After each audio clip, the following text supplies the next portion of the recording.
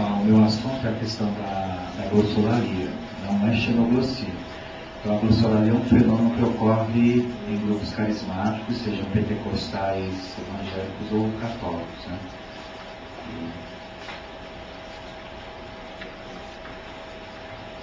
Então, é uma leitura psicossocial, como está aí no título. Então, eu vou começando para dar a sociedade, que ela é uma construção das pessoas da sociedade, produto do homem, o homem, por sua vez, produto da sociedade. Então, essa relação dialética, eu acho que aí, nessa relação do homem construindo a sociedade, e a sociedade, por sua vez, também construindo o homem, eu acho que aí explicaria muitas coisas que foram faladas anteriormente aí, né?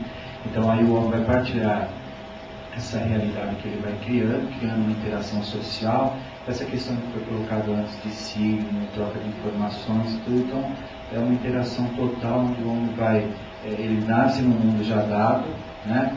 E ao mesmo tempo ele vai interiorizando aquilo que já está aí, vai criando o seu mundo interior, vai subjetivando, e ao exteriorizar, né, com os demais, ele vai novamente criando a sociedade. Então, sempre uma relação dialética. E nessa sociedade, então, nós temos a questão da identidade, né?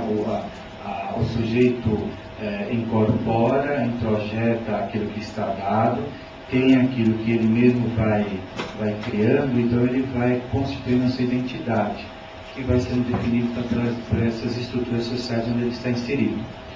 E na identidade, o que a gente deve considerar, né, o sempre o outro, então a relação que se dá com o outro, então, porque nós somos um ser social.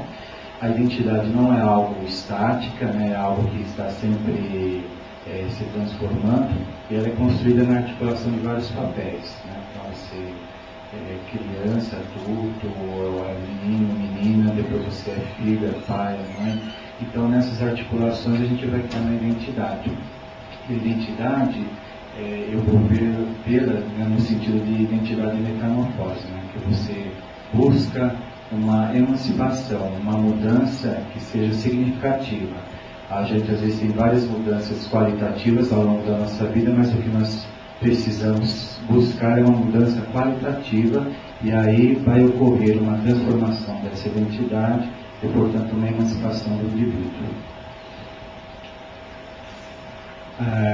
Como essa identidade, esse indivíduo, ele se constitui na sociedade, né?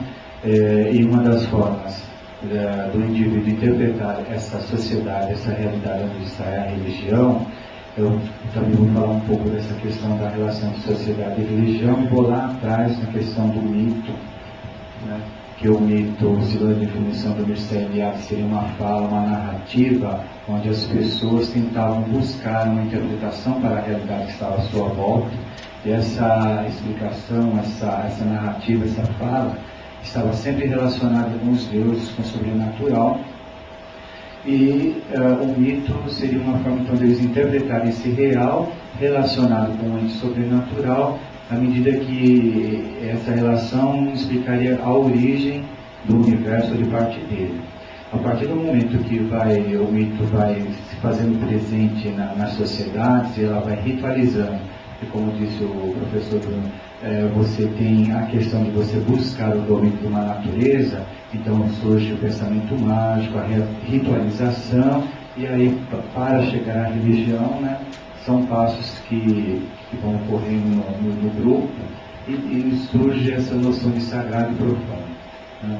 Agora, essa questão de você transformar alguma coisa de profano em sagrado é também como uma busca de sentido, né, para aquele grupo, para aquelas pessoas, e por fim a religião, como está inserido na sociedade, ela também tem uma função social. Agora, para o Peter Berger, ele fala que a religião é a ousada tentativa de conceber o universo inteiro como realmente significativo.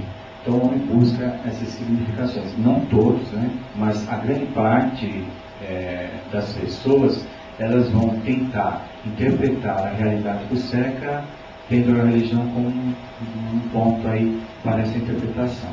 Agora, a religião sempre presente, a questão do sagrado e do profano, só que agora, depois do século XVIII, com o iluminismo, a questão da modernidade, hoje se fala numa pós-modernidade, que a gente também às vezes nem entende o que é isso, se fala em pós-modernidade, mas o conceito de pós-modernidade eu acho que ainda vai ser muito trabalhado ainda.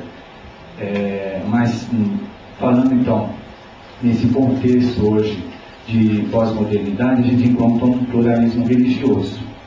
E hoje em dia, você às vezes nasce numa determinada família com uma determinada religião, depois não se sente bem, você é livre para procurar outra e outra e outra, então você vai, através dessas várias formas de interpretar a realidade, através da religião, você vai entrando em contato com várias ideias, várias doutrinas, vários contextos.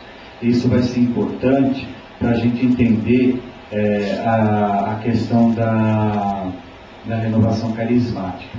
Eu coloquei serviço de renovação carismática porque toda vez que se vai se falar de uma, automaticamente às vezes as pessoas tocam na outra, porque seriam assim quase que aqui, né, na nossa realidade brasileira, formas da gente entender uma posição assim mais progressista que a igreja tomou com as SEBs ou mais conservadoras com a renovação carismática católica.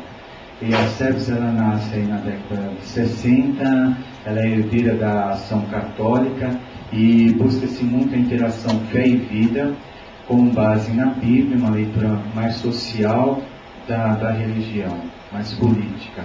Enquanto que a renovação carismática, ela vem para o Brasil na década de 60, trazida por padres jesuítas americanos, por uma experiência que houve entre jovens universitários nos Estados Unidos, com grupos, que houve uma renovação, né, do espiritualismo ali, da leitura um pouco mais fundamentalista do texto bíblico, principalmente nos eventos relacionados a Pentecostes, e se criou os grupos de oração.